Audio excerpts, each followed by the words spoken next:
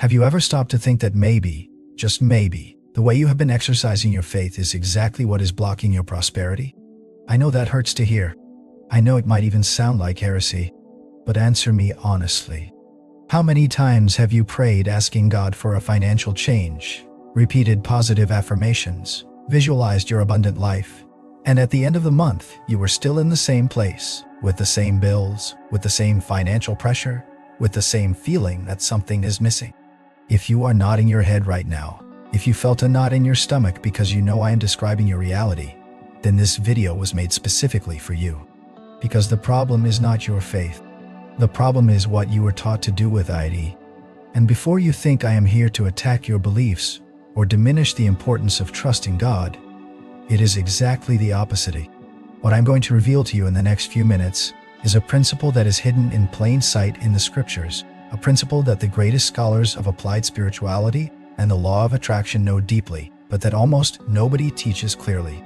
This principle, when understood and applied, has the power to completely transform the way you relate to money, to opportunities, and to the very idea of deserving. And I am going to show you, step by step, how to put it into practice starting today. But I need to give you a sincere warning. If you watch this video to the end and truly absorb what I am going to share, you will realize that there is a brutal difference between the faith that paralyzes and the faith that prospers.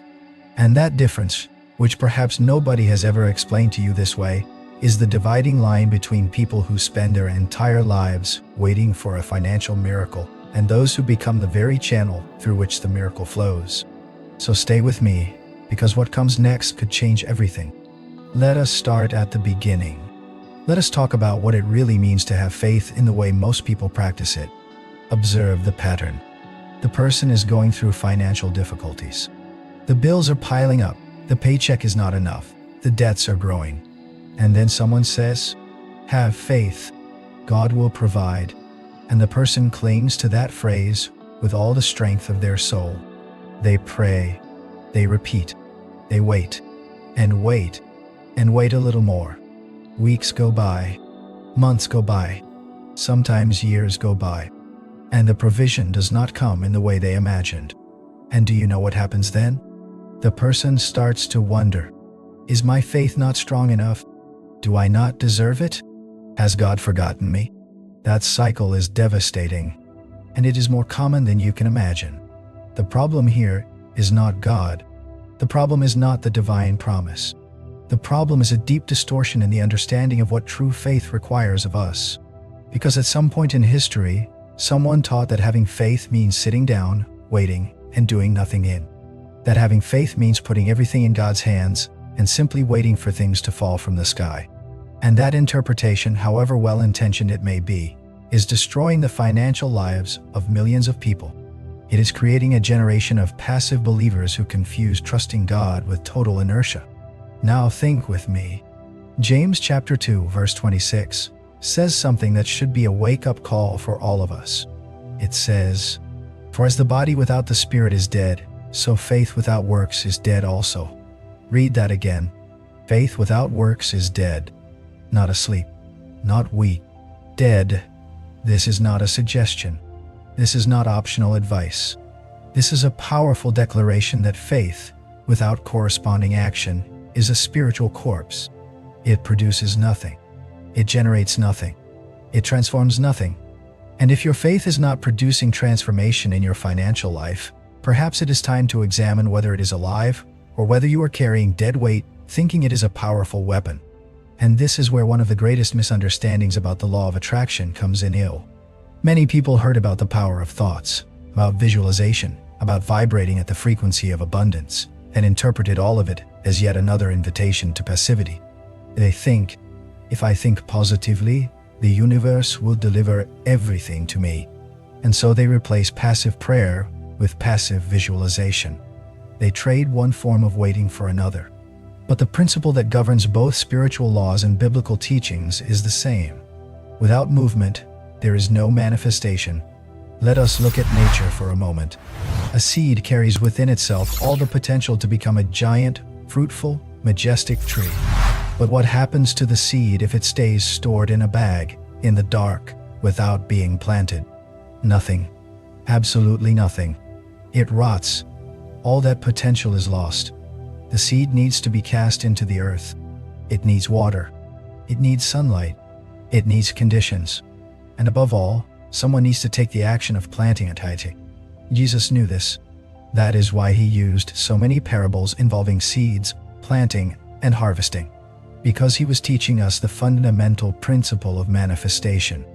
You need to sow before you reap, not after, not at the same time, before. In Galatians chapter 6 verse 7, Paul writes, "Be not deceived, God is not mocked. For whatsoever a man soweth, that shall he also reap. Whatsoever a man soweth, not whatsoever a man asks for, not whatsoever a man hopes for, not whatsoever a man visualizes sitting on the couch. Whatsoever a man soweth." There is an action involved. There is a concrete gesture. There is a movement that precedes the harvest. And if you are not sowing, you are not going to reap.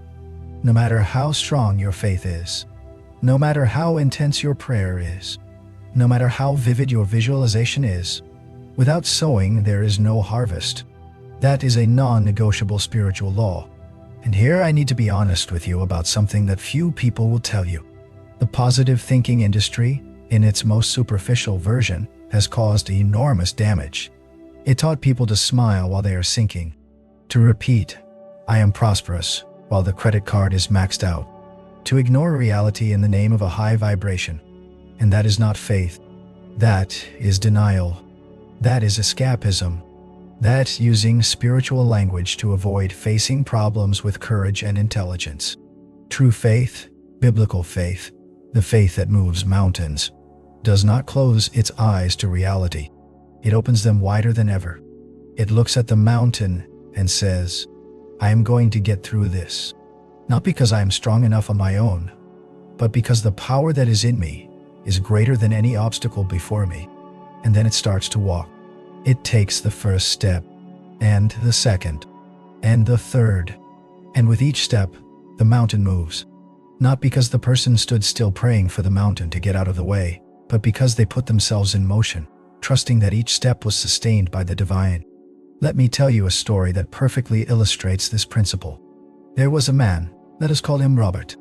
Robert was 52 years old. He had worked his entire life as an employee at a company that, after 28 years of service, let him go in a restructuring. Overnight, Robert found himself without a salary, without health insurance, without a professional identity.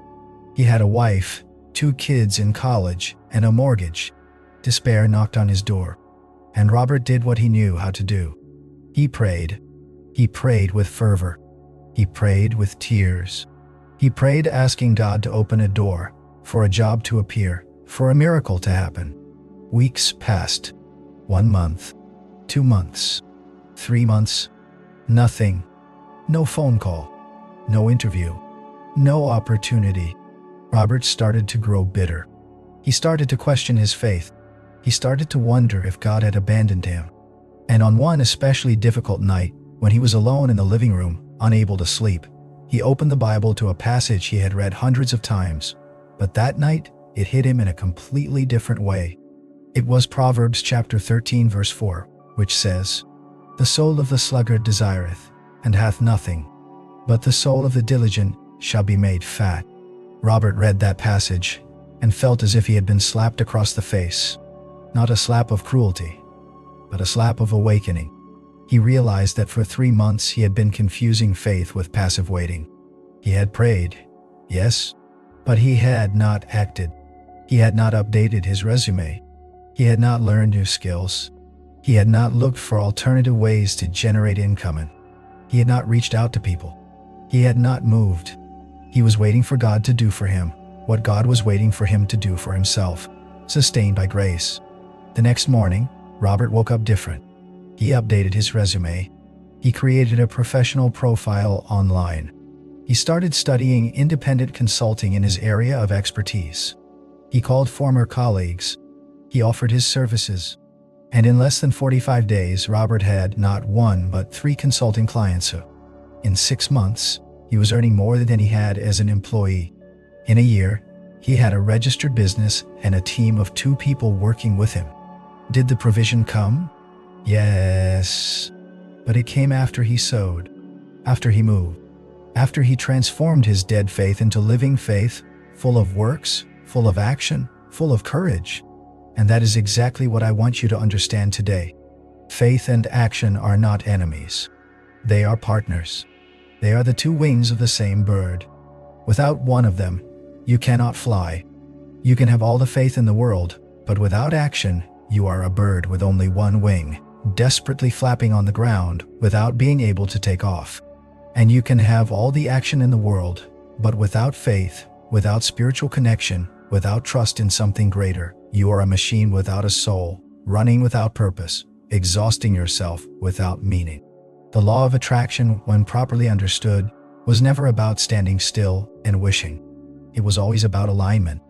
Aligning thoughts, feelings, and actions with the reality you desire to manifest. And the Bible teaches exactly that, with different words. Mark chapter 11, verse 24 says, "Therefore I say unto you, what things soever ye desire, when ye pray, believe that ye receive them, and ye shall have them." Believe that ye receive them. That is vibration. That is emotional state.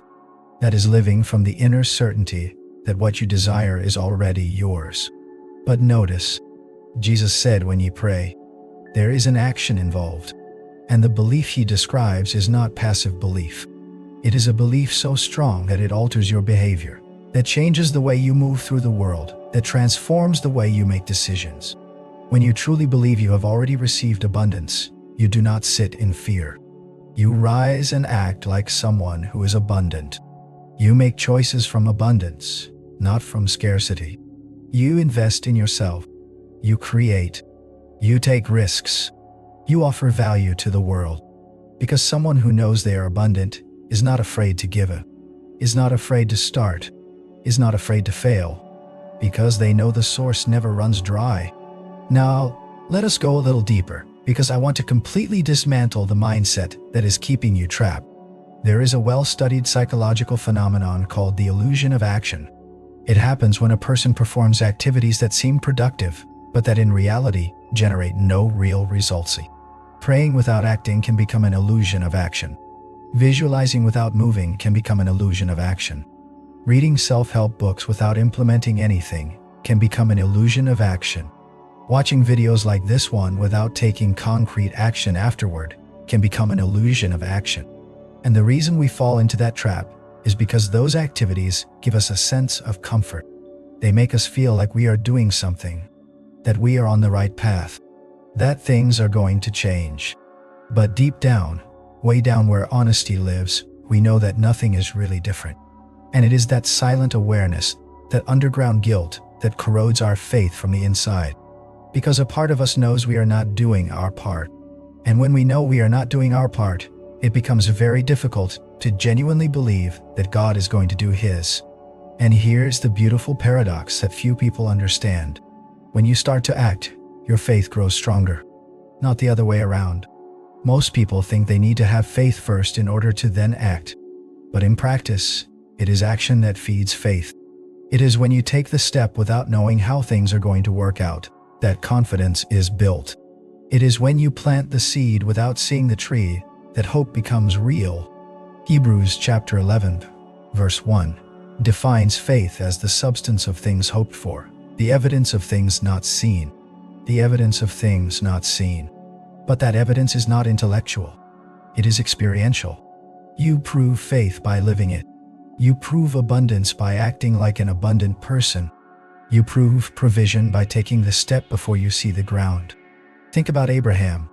God told him to leave everything he knew and go to a land he did not even know where it was. Genesis chapter 12, verses 1 and 2, record that promise. Now the Lord had said unto Abram, Get thee out of thy country, and from thy kindred, and from thy father's house, unto a land that I will show thee. And I will make of thee a great nation, and I will bless thee, and make thy name great, and thou shalt be a blessing. God did not give Abraham a GPS. He did not give him a detailed map. He did not give him contractual guarantees. He gave him a promise and an instruction. Go, leave, move. And Abraham went. He acted before having all the answers. He walked before seeing the destination. And it was exactly that act of faith that made him the father of nations. Now compare that to your situation. How many times has God placed an idea in your heart, a desire, a longing to start something new, to change direction, to invest in yourself, and you did not move because you wanted certainty first? How many times did opportunity knock on your door, and you did not open it because you were afraid? How many times did inspiration come, clear and strong, and you ignored it because it seemed too risky, too crazy, too unlikely? Let me tell you something that perhaps nobody has told you. Those inspirations, those deep desires that arise in your heart, those impulses that feel bigger than you, they are not random law. They are divine communication. They are seeds that God plants in your spirit. But just like any seed, they need soil, water, and care. They need action.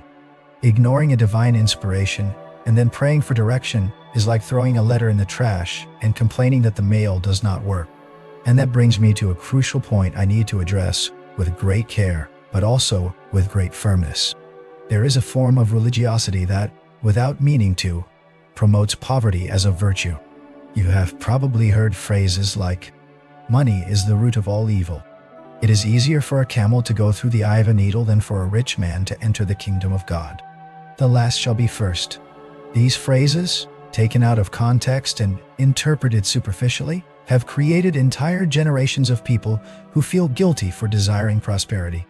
People who believe, deep in their souls, that being poor is more spiritual than being rich, that having money is a sign of greed, that desiring abundance is sinful. But let us look at what the Bible actually says.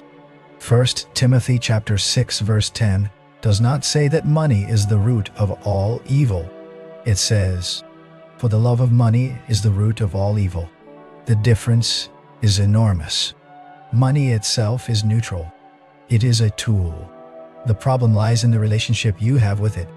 If money becomes your God, your obsession, your identity, then yes, you have a spiritual problem. But if money is an instrument you use to care for your family, to bless others, to fund noble causes, to live with dignity and security, it is a blessing. And what about the camel and the needle? The context of that passage, found in Matthew chapter 19, verses 23 and 24, refers specifically to a rich young man who placed his identity and security in money. Jesus was not saying that rich people cannot enter heaven. He was saying that whoever clings to money to the point of making it their God will have difficulty surrendering to the true God. The problem was never wealth. The problem was always attachment. And do you know what else the Bible says about prosperity? Deuteronomy chapter 8 verse 18 says, "But thou shalt remember the Lord thy God, for it is he that giveth thee power to get wealth." God gives you the power to get wealth. That is in the scriptures. It is not the invention of a prosperity preacher. It is not theological distortion. It is the Word of God. He wants you to produce wealth. He gave you the capacity for it.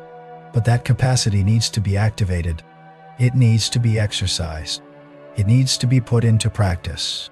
3 John chapter 1 verse 2 says, "Beloved, I wish above all things that thou mayest prosper, and be in health, even as thy soul prospereth." God wishes above all things that you prosper. He does not desire that you suffer financially. He does not desire that you struggle. He does not desire that you live in scarcity while repeating abundance mantras without doing anything. He desires that you prosper. But prosperity is a partnership. It is you doing your part and trusting that God does His. Now I want to give you something practical. Because I know you did not come here to hear theory. You came here because you want real change. So let us talk about what I call the 4 pillars of active faith. These are the 4 steps you need to implement in your life to break out of the cycle of passive faith and enter the dynamic of faith that produces tangible results. Pillar number 1. Divine clarity. Before acting, you need to know where you are going. And that is the role of prayer and meditation. But not the prayer of God, "Give me money." I am talking about the prayer of listening. The prayer where you become silent, you quiet your heart, and you ask, "Lord, what is the next step? What do you want me to do? Where is the seed I need to plant?" Habakkuk chapter 2 verse 2 says, "And the Lord answered me and said, Write the vision, and make it plain upon tables, that he may run that readeth it. God wants you to have clarity. He wants you to write the vision. He wants you to know where you are going. So take a notebook, take a piece of paper, and write. What do you want? Not what you think you should want. Not what others expect from you. What you, deep in your heart, desire for your financial life. What is the number? What is the goal? What is the dream? Write it with clarity, because what is not clear cannot be manifested. Pillar number 2. Aligned action. Once you have clarity, you need to act, but not just any action. Action aligned with your purpose. There is a difference between being busy and being productive. Many people are so busy being busy that they never do anything that truly matters. Aligned action is the one that moves the needle, the one that brings you closer to your goal, the one that may be uncomfortable, frightening and uncertain, but that you know, deep down, is the right thing to do. Proverbs chapter 16 verse 3 says, "Commit thy works unto the Lord, and thy thoughts shall be established." Commit thy works unto the Lord. Notice, the verse does not say commit yourself to the Lord and do nothing. It presupposes that you are doing something, and that something, when surrendered to God, will be established. The action comes first. The blessing comes upon the action. Pillar number 3. Radical gratitude. This is one of the most powerful principles both in biblical spirituality and in the law of attraction, and it is frequently underestimated. Gratitude literally changes the chemistry of your brain. Scientific studies prove that the regular practice of gratitude reduces cortisol, the stress hormone, and increases the production of dopamine and serotonin, the well-being hormones. But beyond the science, there is a deep spiritual principle here. When you are grateful for what you have, you are declaring to the universe and to God that you recognize the abundance that already exists in your life, and that declaration opens space for more abundance. 1 Thessalonians chapter 5 verse 18 says, "In everything give thanks, for this is the will of God in Christ Jesus concerning you." In everything, not only when things are going well, not only when money is flowing, in everything, because gratitude is not a reaction to what you have. It is a posture that determines what you will receive.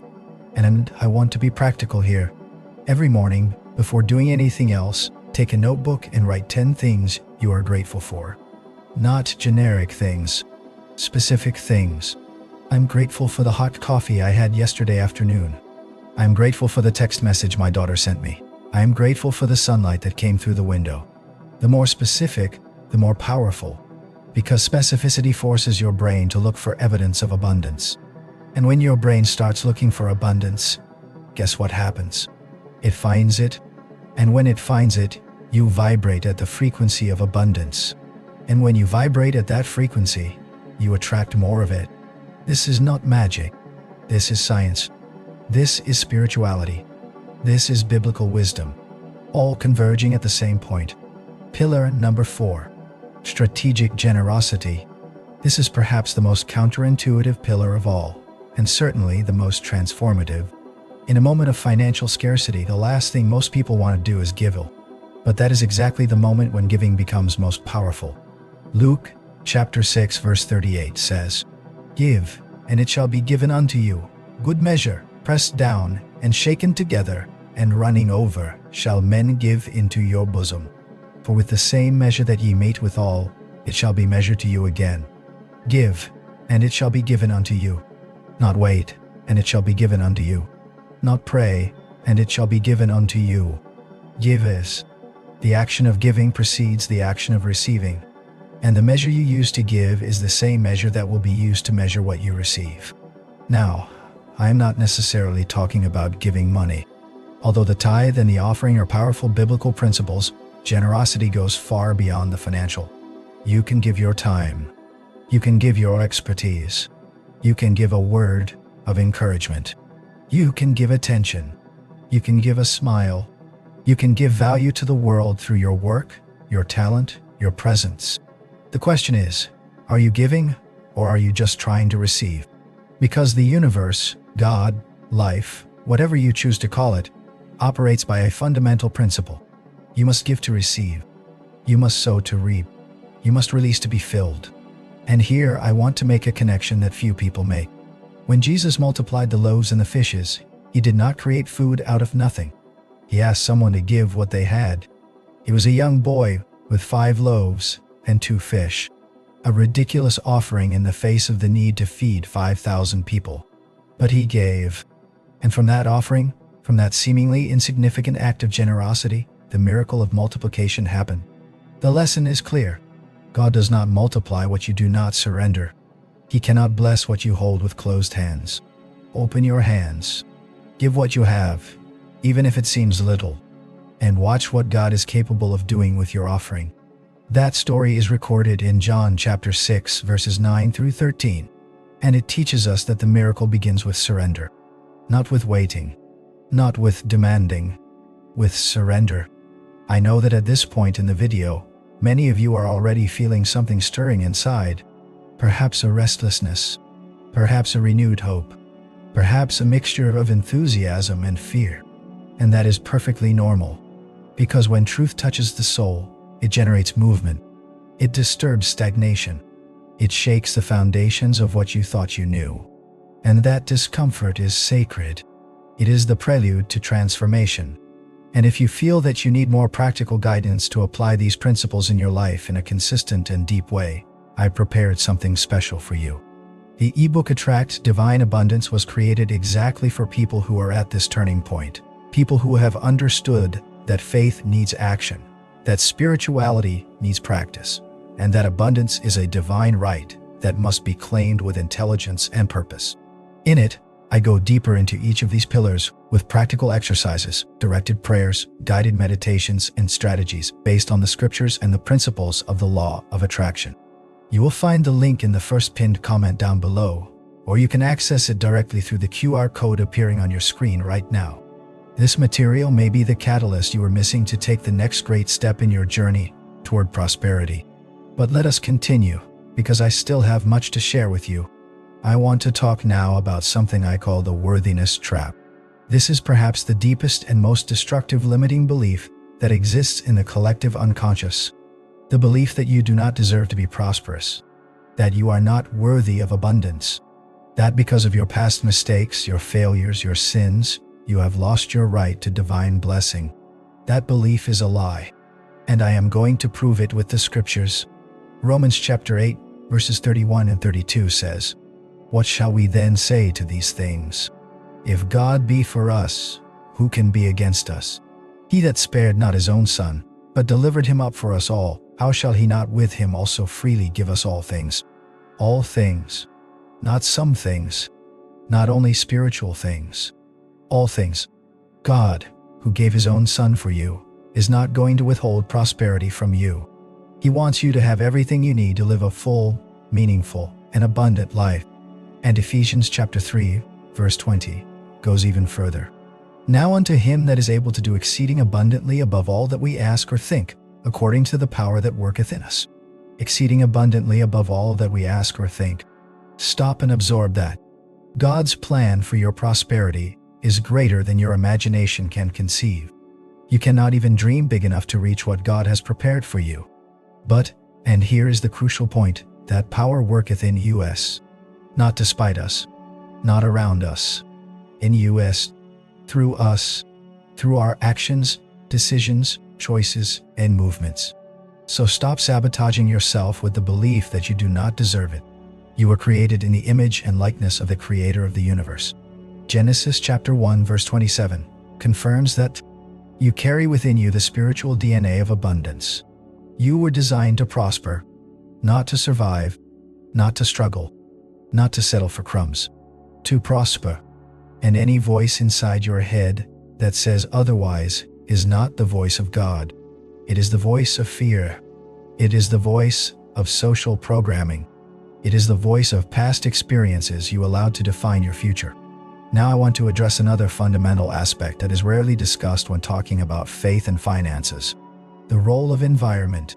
Proverbs chapter 13 verse 20 says, "He that walketh with wise men shall be wise, but a companion of fools shall be destroyed." Who do you walk with? Who are the people around you?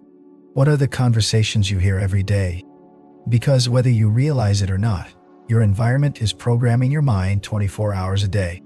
If you are surrounded by people who complain about the economy, who say that money is hard to come by, who believe life is suffering, who treat poverty as an inevitable destiny, those beliefs are being absorbed by your subconscious constantly, and your subconscious, which is the true engine of your decisions and behaviors, will act according to that programming. It will sabotage opportunities. It will create patterns of financial self-sabotage.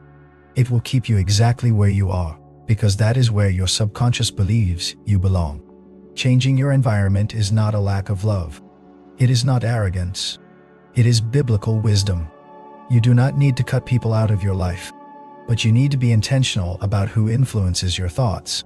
You need to seek communities, groups, mentors, and content that feed the abundance mindset instead of reinforcing the scarcity mindset. And that connects directly to another powerful principle, the renewing of the mind. Romans chapter 12 verse 2 says, "And be not conformed to this world, but be ye transformed by the renewing of your mind, that ye may prove what is that good and acceptable and perfect will of God." Be ye transformed by the renewing of your mind. External transformation begins with internal transformation. You cannot live an abundant life with a scarcity mindset. You cannot manifest prosperity while your dominant thought is, "I cannot, I do not deserve it, I am not capable." Renewing the mind is daily work. It is consciously choosing the thoughts you feed. It is monitoring internal narratives. It is replacing the story of "I am poor" with the story of "I am learning to prosper." It is changing "nothing works for me" to "I am discovering what works." These are not just empty positive affirmations. They are intentional redirections of thought that, repeated over time, literally rewire the neural pathways of your brain. Neuroscience calls this neuroplasticity. The Bible calls it the renewing of the mind. The result is the same. A new mind produces a new life. Let me share one more principle I consider essential. It is the principle of persistence. Many people start well. They get inspired. They act for a week, 2 weeks, a month. And when results do not appear immediately, they give up. They go back to the old routine. They go back to passive prayer. They go back to waiting. But the Bible is full of examples of people who had to persist for long periods before seeing the fulfillment of the promise. Joseph was sold as a slave by his own brothers, was unjustly imprisoned, was forgotten in prison. It was 13 years between God's promise and its fulfillment. 13 years. And during all that time, Joseph was not standing still. He served. He worked. He developed skills. He was faithful in little shoe. And when the moment came, he was prepared to manage the much. Genesis tells us the entire journey throughout chapters 37 through 41, and it is a masterclass on active faith and persistence.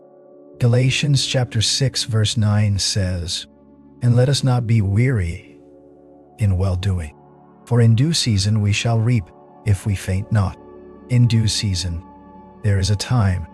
There is a season. There is a process between sowing and reaping. And during that process, what is required of you is not more passive faith. It is active persistence. It is continuing to sow even when the soil seems dry. It is continuing to water even when there is no sign of a sprout. It is continuing to trust even when your eyes see no results. Because here is something that few people understand about the manifestation process, both from the spiritual perspective and from the perspective of the law of attraction. The most intense work happens in the invisible. Just as the seed does its most important work beneath the soil, in the dark, away from sight, your manifestation is being prepared in dimensions you cannot see. And the fact that you cannot see them does not mean nothing is happening. It means you are in the gestation period. And just as a pregnant woman does not abandon her pregnancy because the baby has not yet been born, you cannot abandon your manifestation because results are not yet visible. Let me give you one more practical key, and this one is powerful. Learn to identify and eliminate what I call escape thoughts. These are thoughts that appear disguised as spirituality, but that in reality are defense mechanisms of your ego to avoid the pain of action and risk. They sound like this: "If it is God's will, it will happen. Whatever is meant to be will be. God knows what is best for me." Now, those phrases are not lies. They contain truth. But when used as justification for inaction, they become spiritual poison, because they transfer all responsibility to God and completely remove your participation in the process. Does God know what is best for you? Yes. And what is best for you is that you grow, that you mature, that you become the person capable of sustaining the blessing. And that growth only happens through action, through challenge, through overcoming. God is not going to give you an empire if you have not learned to manage a small stand. He is not going to give you millions if you do not know how to handle $100. Active faith includes preparation. It includes learning. It includes skill development. It includes doing today what needs to be done to be ready when the blessing arrives. Matthew chapter 25, verses 14 through 30, tells the parable of the talents, and it is devastating in its clarity. The master delivers talents, which were units of money, to his servants of. 2 of them invest, multiply, and are rewarded. 1 of them buries his talent out of fear and is called a wicked and slothful servant. Did the servant who buried his talent have faith in his master? He said he did. He recognized the master's authority. But his faith did not produce action. It produced fear. And fear made him hide what he had received instead of multiplying it. And the result, even the little he had was taken from him. This parable should shake anyone who is sitting on their talents, their abilities, their opportunities, waiting for God to perform a miracle while burying in the ground what they should be investing. God gave you talents. He gave you abilities. He gave you intelligence. He gave you creativity. He gave you a body, a mind, a spirit. What are you doing with all of that? Are you multiplying or are you burying? And I know that fear is real. I know that uncertainty tightens the chest. I know that the possibility of failing is terrifying. But Joshua chapter 1 verse 9 says, "Have not I commanded thee? Be strong and of a good courage. Be not afraid, neither be thou dismayed. For the Lord thy God is with thee, whithersoever thou goest." Whithersoever thou goest, not whithersoever thou sittest, not whithersoever thou waitest, whithersoever thou goest. God promises presence in movement. He walks with those who walk. He sustains those who take risks. He guides those who move. Now let us talk about money in a way that you may have never heard in a spiritual context. Money is energy. That may sound strange to some people, but think with me. Money is a representation of exchanged value. When you receive money, it is because someone recognized value in what you offered. It may be the value of your work, your product, your service, your knowledge. Money flows in the direction of value. So if you want more money in your life, the question is not how can I get more money? The question is how can I offer more value? And when I talk about value, I am not talking about working more hours. I am talking about solving bigger problems, about impacting more people, about deepening your expertise, about creating solutions the world needs. Proverbs chapter 22 verse 29 says, "Seest thou a man diligent in his business? He shall stand before kings. He shall not stand before mean men." Excellence attracts opportunity. Mastery attracts reward. When you become exceptionally good at what you do, when you deliver extraordinary value, money is a natural consequence. And that connects back to the principle of active faith. Developing your skills is an act of faith. Investing in education is an act of faith. Improving the quality of what you offer to the world is an act of faith, because you are saying, with your actions, "I believe God is going to honor my effort. I believe the value I deliver will be rewarded. I believe the harvest will come." Now let me address one last barrier that many people face. Guilt over the prosperity of others. Some people have such a distorted relationship with money that they feel resentment when they see others prospering. They think, why them and not me? Why did they get it and I did not? And that resentment, that silent envy, is one of the most powerful energetic blocks that exist. Because when you resent the prosperity of another, you are sending a clear message to your subconscious. Prosperity is for others, not for me. And your subconscious, obedient as it is, will make sure you stay in scarcity. The antidote? Celebrate the prosperity of others. Genuinely. When you see someone achieving something great, instead of feeling envy, feel gratitude. Because the prosperity of another is proof that prosperity exists. It is proof that it is accessible. It is proof that if it came for them, it can come for you. Romans chapter 12 verse 15 says, "Rejoice with them that do rejoice." Rejoicing in the victory of another is not just an act of kindness. It is an act of spiritual wisdom. It is you aligning yourself with the frequency of prosperity, instead of aligning with the frequency of scarcity and envy. I want to close this video with a direct challenge for you. Over the next 30 days, I want you to do 5 things every single day, without exception. First, wake up and write your vision with clarity. What do you want? Where do you want to arrive financially? Write it as if it has already happened. Instead of "I want to get out of debt," write, "I am free of debt and I live with abundance and peace." Write it in the present tense. Feel it as if it were already real. Second, take at least one concrete action in the direction of your financial goal. It can be small. It can be sending an email, making a phone call, researching an opportunity, creating content, offering a service, anything. But move. Every day, at least one action. Third, write 10 specific things you are grateful for. Do it in the morning. Do it with intention. Feel the gratitude in your body. Do not be mechanical. Be intentional. Fourth, practice one act of generosity. Give something to someone. It can be money, it can be time, it can be a word, it can be a sincere compliment. But give every day without expecting anything in return. Fifth, pray not asking, but thanking as if you have already received. Remember, Mark chapter 11, verse 24. Believe that ye receive them. Pray from certainty, not from desperation. Pray from abundance, not from lack. Pray as someone who knows the table is already set, that the blessing is already on its way, that heaven has already moved in your favor. If you do these 5 things for 30 consecutive days, I guarantee your life will start to change.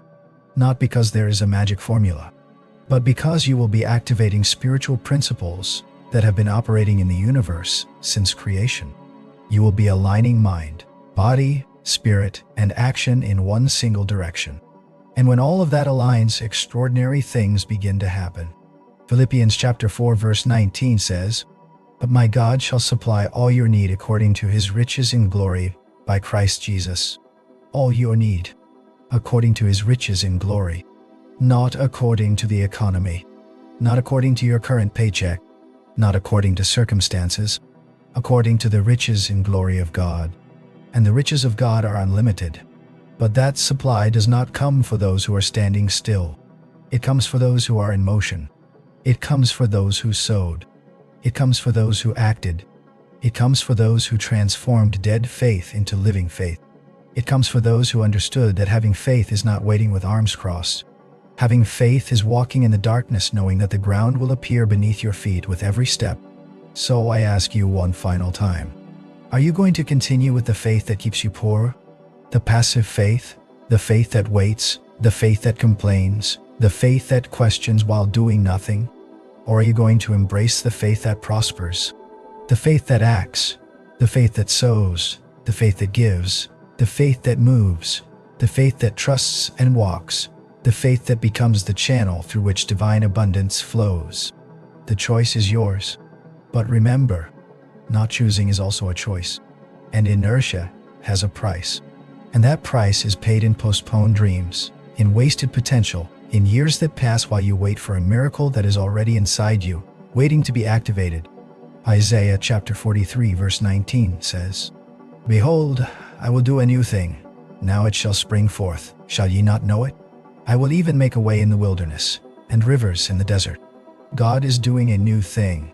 Now, in this moment, while you watch this video, He is opening a way in the wilderness of your financial life.